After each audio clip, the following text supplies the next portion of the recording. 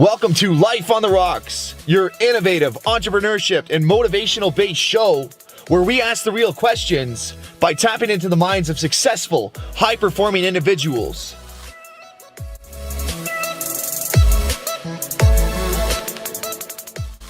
I'm going to predicate to you that luck is an illusion, disproving the myth that there's a such thing as an overnight success. Get ready and strap in 3, 2, 1. Ladies and gentlemen, we are coming at you live from episode 72 of Life on the Rocks with your host, Connor Rocque. Today's featured guest in the hot seat is Mr. Eli Fathi. How are you today? Super. It's an absolute pleasure to have you on the show. For anybody who doesn't know Eli, he is the CEO of MindBridge Ai. They use AI and machine learning technologies to uncover errors in financial data. This gentleman has 7 companies throughout his career that he started or founded or worked with. They've produced over $500 million to the Ottawa economy, and through that over 400 employees, which is absolutely incredible. He's a TEDx speaker. We actually spoke on the same TEDx stage last in February. This gentleman was awarded by Startup Canada in 2016 the Senior Entrepreneur Award, and he was also awarded by Digital Finance Institute. He's the AI Leader of the Year for 2018, which is absolutely incredible. My first question I want to ask you is, what got you started in business, my friend? So I was in my early 30s. I just finished my master's, which I wanted to get the education. We bought our house, and our daughter was just about to be born. And I felt that I was not challenged in the work that I was doing. It was a secure position in a good place, but I felt unchallenged. And I felt that as an entrepreneur, it will enable me to do something that is close to my heart, which is help other people. And that was the need for me to jump.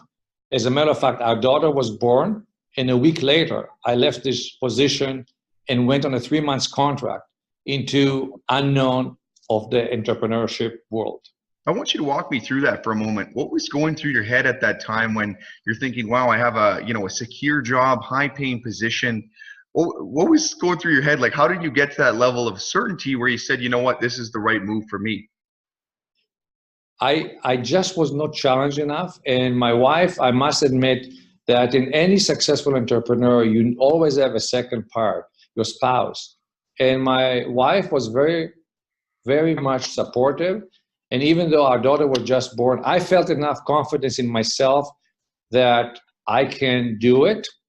And looking back, 7 companies later, I always been challenged there's no startup that you can have a straight line.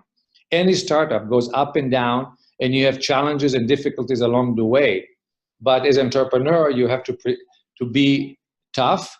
You have to have the mental conviction that you can do it. And that's what happened.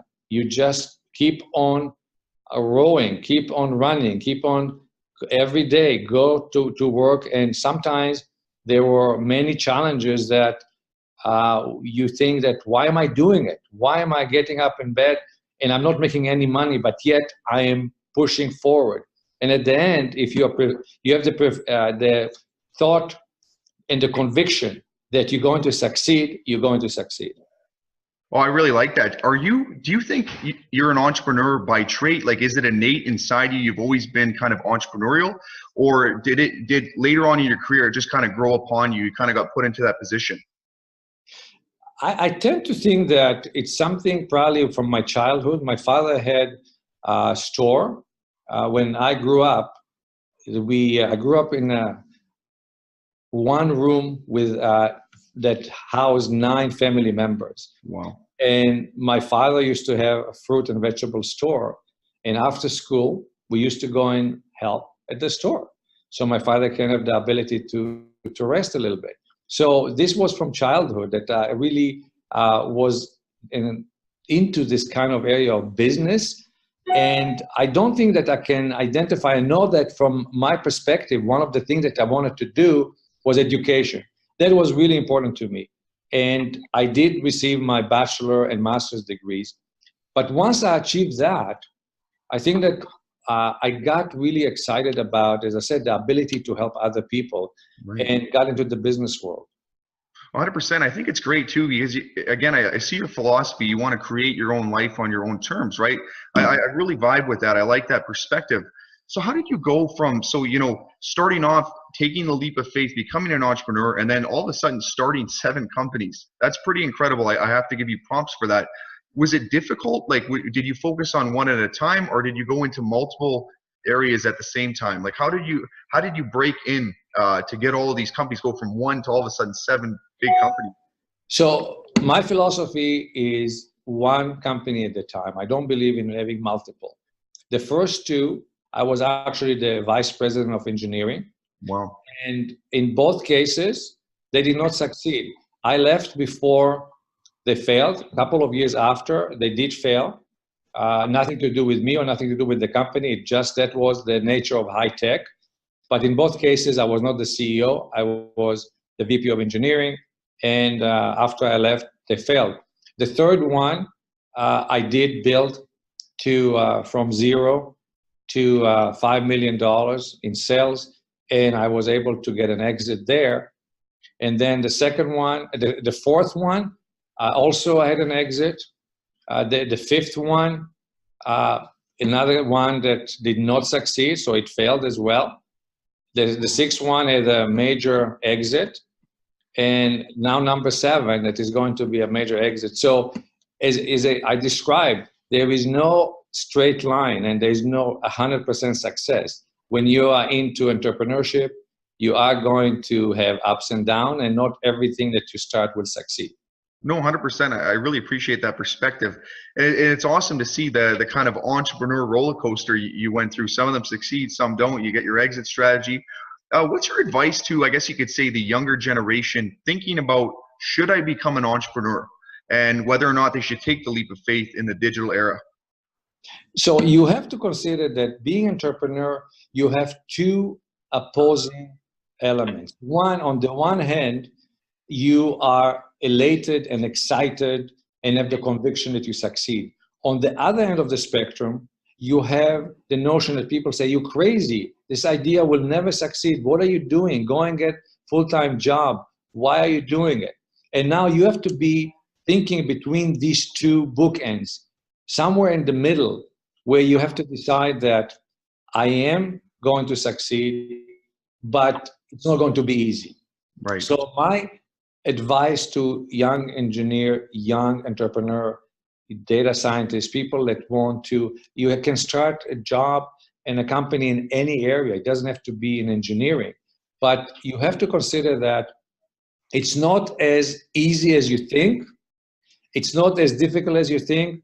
It's a hard road ahead, but if you put a right plan, and to me, I have a simple comment that I make. In order to succeed, the first thing that you have to decide is believe in yourself. Right. As a matter of fact, Connor, you and I were on TEDx a couple of weeks back, and my recipe for success was the number 1 point was believe in yourself. Right. If you don't believe in yourself, nothing will happen. And I used the Winnie the Pooh quote from Winnie the Pooh, talking about when Christopher Robbins gave him the advice of saying, you are braver than you believe, you are stronger than you seem, and you are smarter than you think. You have to believe. If you don't believe in yourself, you don't believe that you can do it, you'll never do it. Step number 2 is to decide to succeed. You have to make a decision that, yes, I believe that I can do it, and I'm going to do it. And what does that mean? You have to set up a plan. A lot of people are forgetting there are 3 steps that you need. Step number 1, I'm going to succeed. This is the area that I'm going to do. I'm going to have a plan, a dream. The next steps, so step number 1, I have a plan, right? I have the idea. Whatever I have the idea. Secondly, I have a plan. How do I get, if you want to go from here to you're in Sudbury, Connor, and you want to get to Ottawa, which way are you going to get here? By a plane, by a bus, by a car, which way? So you have to have a plan. And the third thing that most people don't pay attention to is the time frame. When are you going to do it? Is it a month or a year or 2 years? When you do the plan, you need these three elements. So an idea or dream, 2, plan of execution, and 3, time frame. If you do that, it's not going to be easy. And by the way, the time frame, it may be 2 years later that you thought, but you have to gauge it, because otherwise you never know. You're just wandering around. If you do these 3 elements and you believe in yourself, you can get there. I really like that philosophy. I've always followed a similar protocol where I always say you got to take your thoughts from your mind and bring them into the world, write them down, lock in that date so then you can actually see it. It's physical. So I really appreciate that perspective. And I think it's powerful for the generation right now because we have so many options out there. There's so many different things being thrown at us. It's hard to choose where to go. So the question I want to ask you, I think it's important. I see in industry today, people always talk about a niche or a niche, however you want to say it. They say, do you have any advice to the generation about finding your niche or your niche on getting specialized and kind of going in rather than just going out, you know, kind of aiming randomly into the stars? Do you have any advice for the younger generation on that? Absolutely. I think that the next advice that I give is probably one of the most important advice that I can give, which is follow your heart. I like that. Many people go into areas that they don't like. If you talk to some of the people in MindBridge today, they will tell you that the day that they have to come to work is the day that they're going to quit. So you have to follow your heart, you have to follow your passion and do the things that you like. If you like to drive taxi, an Uber, if you want to open a flower shop, if you want to open an engineering, if you want to do data science, AI, doesn't matter, whatever you want, if that's your passion, 20 hours work will look like 5 minutes. It's true. I work every day until 11 p.m. But it doesn't bother me because it's fun. I see it as fun. But the day that it will become a drag, it's work. And if you're going to start a company, and especially when you start a company, you don't make a lot of money in the early stages. In the last company that we exited, the first 2 years, I did not take any money. Me and my co-founder did not take any money for 2 years. So you have to believe that you're going to go one day, you're going to get paid, right? So if it's a drag, if you go to work and it's a drag and you're not happy, you're not going to have the staying power. So you must do what your heart says, what your passion is. And if you do that, you will not consider it as work. I really respect that opinion, especially because I always think about that passion equals energy. It's similar to what Tony Robbins always says, and it's one of those things where you see a generation right now where a large majority are going to jobs they don't like. So a question I have to ask you again, so you have your master's in computer engineering. How do you feel about today's current education system where a lot of students are getting pushed in, let's say by their parents, they say because that's their golden ticket. But when the meaning is, well, maybe you can have another option. How do you feel about education, going to school when you don't really have a plan? How do you feel about that? I think that this is a problem that we're going to see exacerbated because of artificial intelligence. Right.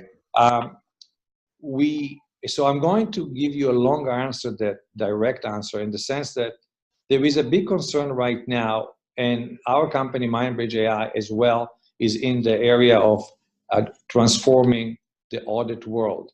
So what does that mean? If you look, the impact on jobs is going to be significant. So you're going to look at a polarization when you have knowledge-based jobs and service jobs. Right. So if you are so inclined to be into the science world, the STEM, good for you. But, you know, the other side, the services side, there's nothing wrong with that.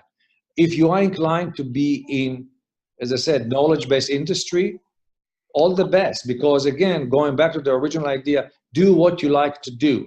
Right. But clearly, the parents are correct.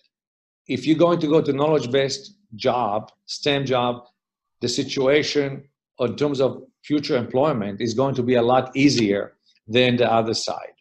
It's true. No, I think that's really important too, because I was talking with Stephen Paikin. He's the host of the Agenda, and the perspective he came in with is he said you have this big generation where there's only 200 jobs, and then you have over 20,000 applicants applying to get into it, and it's this crazy divide.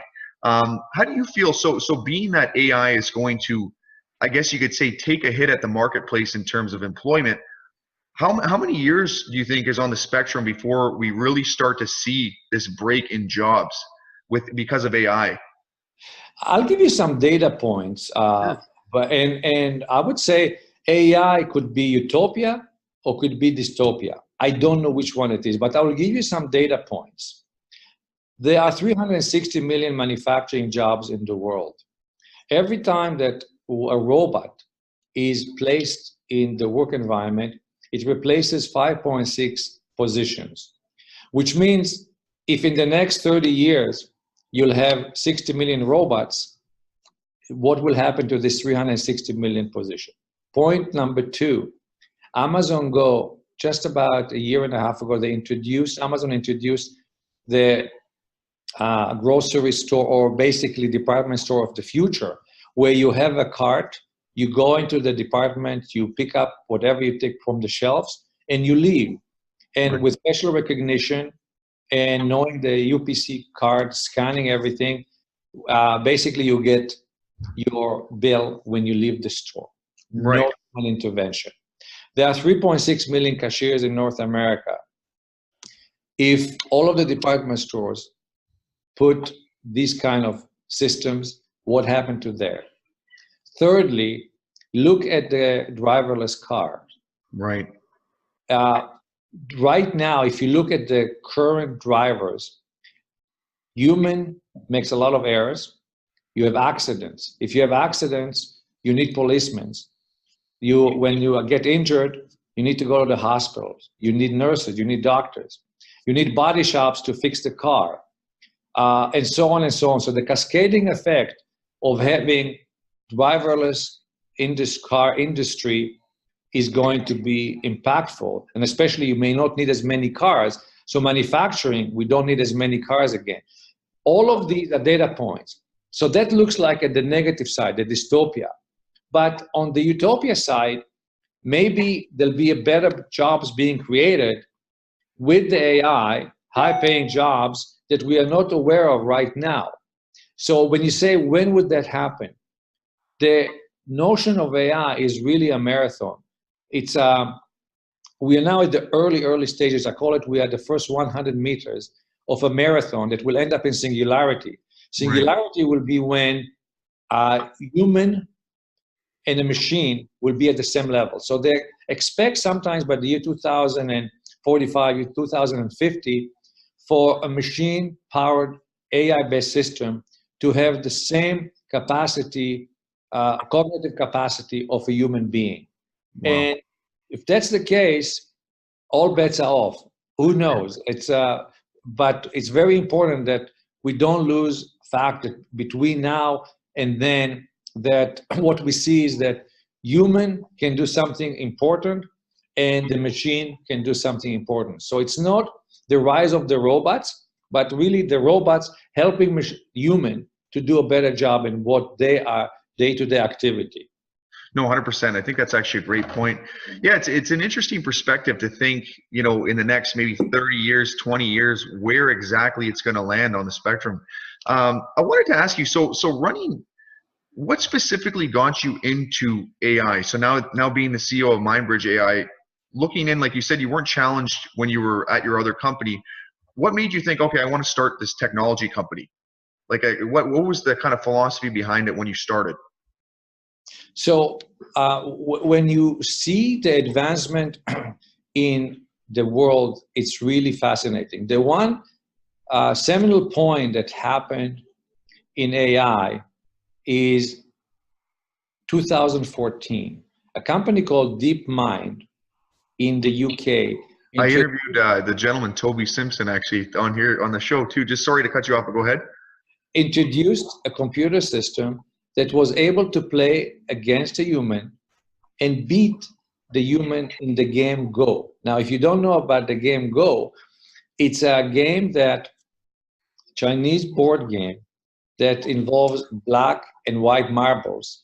And it is, if you surround your opponent marbles, you claim this area.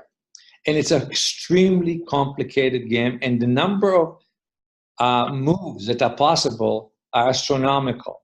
Right. Now, that was 2014. Google ended up buying them for 400 million pounds. Wow. 2017, it's called AlphaGo. So by that time, October of 2017, now DeepMind with Google, this point, introduced AlphaGo.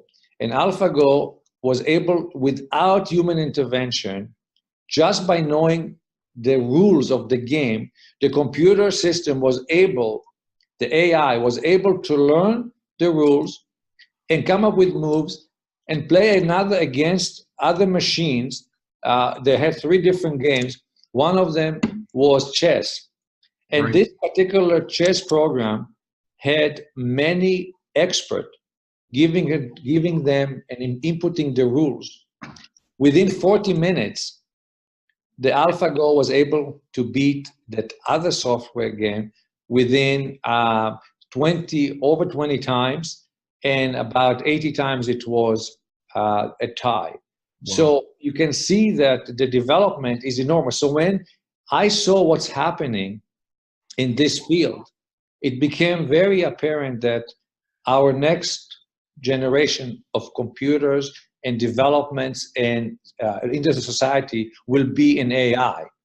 And that's where I teamed up with one of my mentees who started this company in this area, and we started to look at it and say, this is enormous. The opportunities here are enormous. And by the way, this is now known as the 4th industrial revolution. Right. And AI impact on the economy and on the world is considered to be the same impact that electricity has on the world. As a matter of fact, the other thing is we are hosting a conference called Impact AI Conference on May 30th, where we are going to talk about this impact of AI on the jobs, on people, on companies, and it's very fascinating.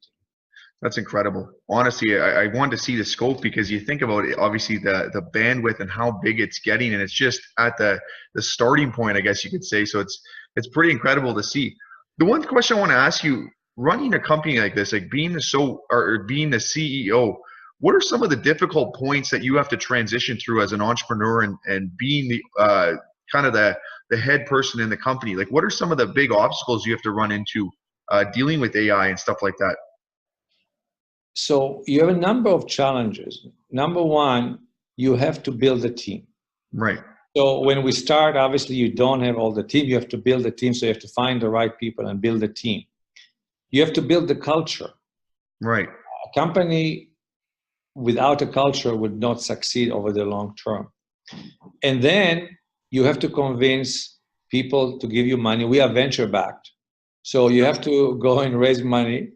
Right. And the last piece of the equation, you have to convince users to transfer the money from their genes to your genes. Right. So getting customer to buy is the last and most important aspect of the process. So these are the 4 elements that are really crucial for the success of a company. Right. Do you have any advice for anybody potentially looking to pitch investors or VCs? I know that's one difficult point for a lot of people. Should they have their numbers first, where they've already had sales or other users on it? Like, do you have any advice? Obviously, you've done this a few times. So investors will look at a number of factors. If you have an experienced team that has done it before, they will give you money without having sales. Right. If you are unknown, clearly having repeat sales for customers will encourage investors to put money, to depart from their money a lot easier. Right. But it's really depending on your area. And thirdly, if you're in a hot space like AI, it's a little bit easier to get, right, even if you don't have the sales and you don't have the best team in the world. Oh, okay, no, that's interesting. That's actually a good point. The other point I want to make off of that, How do you feel about, so obviously you see the rise of AI coming up.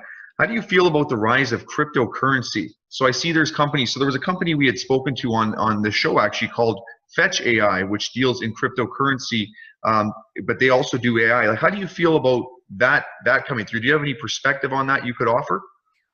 I will separate the cryptocurrency from the underlying technology of blockchain. Right, okay. It's horizontal technology, and basically what it is, it's a distributed database that basically guarantee the provenance of the data being generated. Right. Right? So at the source, you know, and you are sure that the data is correct. And that's a good technology that will increase the trust of people that their original data at source is correct. Right. Cryptocurrency is a more, so cryptocurrency is based on blockchain technology. In terms of the impact of cryptocurrency, this is something that governments around the world are going to be faced with. What do we do with this? Right. Are we going to embrace digital currency? Because currently governments around the world can maintain the supply chain of money based on printing money. Right. If you are having digital currency, it's going to make a difference. Who is going to be the dominant player? Is it cross-international? Is it within the nation? Does it allow individuals to create that, or big companies like Amazon and Apple? What happens if they create digital currency and so on? So it's a murky world that it's way above my pay grade to determine. And I think that a lot of the most important bankers in the world are struggling to decide what to do with that. Right. No, absolutely. I want to hear your perspective on that, especially because you're in a big scope, you know, as an entrepreneur, and you, especially with AI, you're starting to see the rise there. I was just curious because it's another one that, you know, kind of a buzzword. You hear cryptocurrency, blockchain, all these different things. The one question I want to ask you before we kind of start to wrap this up, who were some of who were some of the people that you looked up to when you were starting off your career and aspired to be like? Do you have any role models or people or books you were reading that that really inspired you?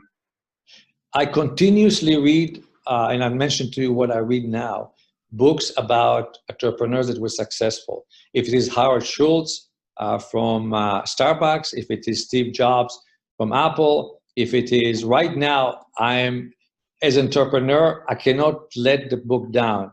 It's called The Upstarts, and it's talking about the rise of Uber and Airbnb. It just, as an entrepreneur, if that doesn't get you excited, just to hear how they struggled, both of them, to create these companies, and the impact, the change, the transformation of the taxi industry and the transformation of the hotel industry. Amazing.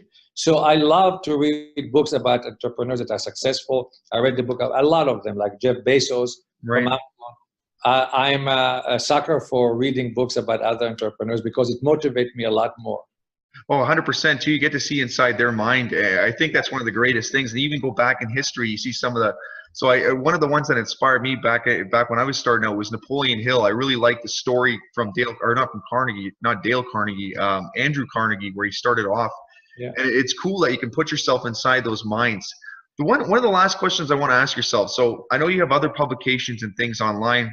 But I'd be interested, do you ever plan on maybe publishing a book, like something with your life story, like a memoir, you know, coming in from an immigrant background and then building up this huge empire? I have a blog called mytakeonbusiness.com that I actually wrote 18 heavy, about 4 to 6 pages blogs about how to start a business and all the elements of business. Right. And I have about 10 more that I need to finish. And I do want to write a book, but I got interrupted. The company now takes a lot of my time. And I will do that one day for sure. 100%. I would really like to see inside your mind and see what makes you tick, because I mean, the industry you're in is quite complex. And it's someone like me, I don't lie as a joke, it'd be very difficult to kind of get inside of your mind and see, you know, how this whole, you're putting all these operations and things together. One of the last questions I want to close this off with. So like you had said, we both just finished at TEDx. Was that always a dream of yours to walk onto the TED stage? Do you like doing public speaking and stuff like that? I do a lot of public speaking, and of course, TEDx is the ultimate. So it was very exciting for both of us. I will speak on your behalf. I think all of us that spoke that night, there were 8 of us. It's very exciting to be on a TEDx platform. Is for sure something that is unique. Even before we had talked, I said it's like the audience on YouTube alone is 17 million. You can never go wrong with something like that. Amazing. So the last question, and I said that before, talk about the importance of giving back. I know you're like a philanthropist. That's part of the bread and butter of what you do, that, you know, you're this big entrepreneur, but talk about the importance of giving back and how that's impacted your life. For me, giving back and integrated into the community is very vital. And I mentioned I got into the business world because I like the giving back. I use the company as a vehicle to help other people. There is nothing better that I can tell you that to satisfy when somebody call you and say, you changed my life. And I get letters like that and emails and phone calls. And I tend to say the following: most people are smart enough to represent themselves and they can do well. But occasionally you come across people that just are shy. They are not projecting themselves very well. And I gave them the opportunity across my career, and I noticed the change in them. And I call it the Cinderella story, where they shine, they become so fantastically in what they do, and it literally changes their life. But it's not only to individual. I also believe that we live in a community, and you have to make the community better. As a matter of fact, if you look at MindBridge, we have 10 mantras, and each letter in MindBridge implies something, and M stands for make a difference. It's really important. Right now, my focus and the company focus is helping women in tech. We talked about earlier about the fact that we're going to see polarization in terms of the jobs in the future. And you want to make sure that currently there are only 22% to 30% estimation of women in STEM. And we need to get to a much higher number, and only 10% of that in high tech and AI. We need to increase these numbers. So we actually promoting that. We're holding all kind of events to increase the exposure and help women to understand better why they should get into the STEM, to high tech and AI. Oh no, absolutely. I think that's actually a great point. It's one of those things. I actually have a friend that's part of STEM, and she's trying to actively get out there and speak to people to encourage them to say, hey, that, you know, this is a big opportunity, and we want to make everything more fulfilled or whole, I guess you could say. To close this off though, Eli, all I want to say, you've done an incredible job. I'm seriously highly impressed. I've interviewed a number of people on the show, but what you've accomplished and where you are going already in your career is absolutely astonishing. I must say, honestly, 7 companies pumping, over $500 million into the Ottawa economy alone, over 400 people employed. All I want to say is I want to say hats off to you. You've done a great job. The last thing I wanted to say, through this, I know we've done the TEDx together. I'm waiting for the day that you drop your book, and I'll be the first guy to buy it. And you let me know when that comes out. I'll be the first one to buy it. Thank you, Connor. I really appreciate your kind words. Oh, anytime. Thank you so much for coming on my show. You're welcome. Thank you.